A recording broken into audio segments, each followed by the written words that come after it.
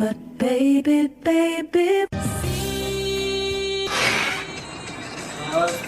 Ini kau buat apa ni? Kau buat apa ni? Kau dah logo ni? Kau dah solat belum? Belum. Kau dah buat kerja belum? Belum. Habis tu? Kau pergi balik bilik kau sekarang, pergi solat, pergi buat kerja. Kau buat benda logo ni. Ni. Jom. Jom mana ni? Santai tu. Banyak lagi masa yang dapat. Boleh lah segini. Sikit-sikit sikit.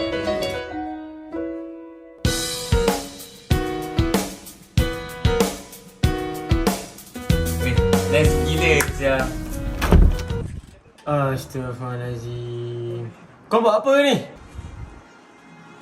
Ni kau berdua dah solat ke belum Belum. You solat dengan aku. Solat dulu. Santai ke tu? Banyak lagi masa nak solat.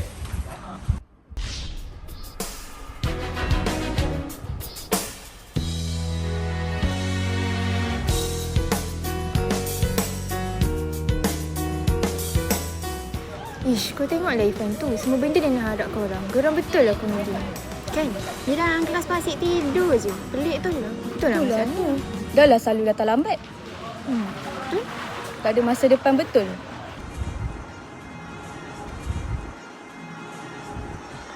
Jadi berdasarkan video yang awak lihat tadi, bolehkah saya tahu apa pendapat ataupun moral yang awak dapat daripada video yang saya tayangkan tadi?